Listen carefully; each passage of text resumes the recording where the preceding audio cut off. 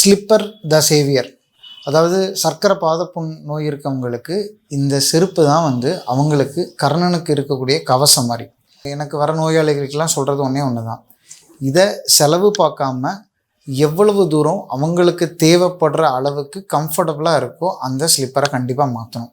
இந்த எம்சிஆர் ஸ்லிப்பர்னு சொல்கிறது நிறையா பலதரப்பட்ட செருப்புகள்லாம் இப்போ வந்துருச்சு. ஸோ இது ஏன் இம்பார்ட்டன்ட் அப்படின்னா, நம்மளுக்கு தெரியாமே சர்க்கரை பாதப்புண் நோய் இருக்கவங்களுக்கு 2 விஷயங்கள் நடக்கும். ஒன்று இன்ஃபெக்ஷன்.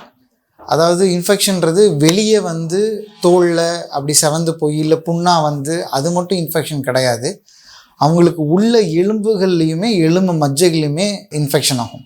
அப்போது அதில் வந்து பார்த்திங்கன்னா சில பேருக்கு அது வெளியே தோலில் புண்ணாக தெரியும், சில பேருக்கு அதுவே உருக்குலைஞ்சு நம்ம இந்த இரும்பை வந்து ஹீட் பண்ணுறப்ப வளைஞ்சு நெளிஞ்சு உருக்குலைஞ்சு போதில்ல, அந்த மாதிரி இதுவும் உருக்குலைஞ்சு அதுவே ஒரு நிலைக்கு வந்து துருத்திக்கிட்டு நிற்கும்.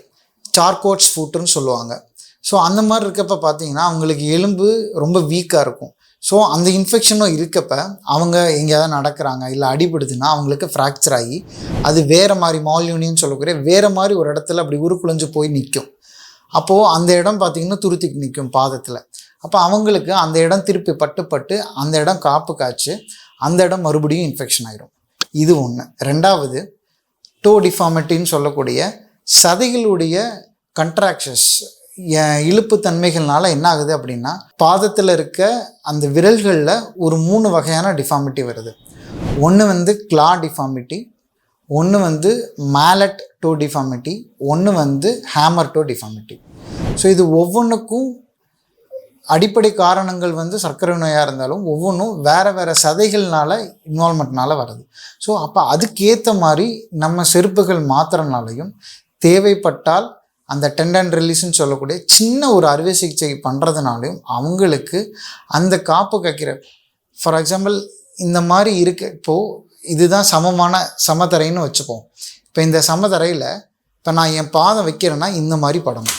அப்போது என் பாதத்தோட அடி பகுதி இந்த பகுதி மட்டும்தான் தரையில் படணும். இப்போ சர்க்கரை நோய் இருக்கவங்களுக்கு பார்த்திங்கன்னா இந்த என் விரல் மாதிரி அவங்க இந்த மாதிரி ஆயிடுச்சு அப்படின்னா இப்படி படாமல் இப்படி படுறப்ப அவங்களுக்கு இந்த இடம் கண்டினியூஸாக பட்டு காப்பு காய்க்குது. அப்போ நான் ஏற்கனவே சொன்ன மாதிரி இது வந்து ஒரு பிவிசி டனல் மாதிரியா. அப்போ இங்கே இன்ஃபெக்ஷன் வந்தால் வேகமாக மேலே பரவிடும். அப்போது அந்த ஆரம்ப நிலையில் இருக்கப்பே அந்த காப்பு காய்க்கிற நிலையில் இருக்கப்பே அதுக்கு தேவையான சின்ன அறுவை சிகிச்சைனாலும் சரி அதுக்கு தேவையான ஸ்லிப்பர்னாலும் சரி கரெக்டாக மாற்றிக்கணும். ஸோ ப்ரிவென்ஷன் ரொம்ப ஏர்லி ஸ்டேஜில் இருக்கப்போ அவங்கள அடுத்த ஸ்டேஜுக்கு போகாமல் பார்த்துக்கிறதுக்கு நம்ம இந்த ஸ்லிப்பர் போடுறோம். இந்த ஸ்லிப்பர் வந்து ஏற்கனவே சொன்ன மாதிரி அடுத்த ஸ்டேஜுக்கு கொண்டு போகாமல் பார்த்துக்கும். ஆஃப் லோடிங் சொல்லக்கூடிய இந்த ஒரு முறை. ரெண்டாவது ட்ரீட்மெண்ட் தான் நான் ஏற்கனவே சொன்ன மாதிரி சின்ன டெண்டன் டிரான்ஸ்ஃபர் இல்லை டெண்டன் ரிலீஸ் இந்த மாதிரி விஷயங்கள்லாம் பண்ணுறனால அவங்களுக்கு அடுத்து காப்பு காய்க்கிற தன்மையிலேருந்து இன்ஃபெக்ஷன் நிலைமைக்கு போகாமல் இருக்கும். நிறைய பேர் காலில் வந்து காப்பு காய்ச்சிச்சுன்னா அது வந்து இதெல்லாம் ஒரு சாதாரண விஷயம் நினச்சிக்கிறீங்க. அது அப்படி கிடையாது. அதுக்கு பேசிக்காக அண்டர்லைங்காக உங்களோட எலும்பு சிதை மாற்றங்கள் தான் காரணம். அதை ரொம்ப ஏர்லியராக பார்த்துடணும்.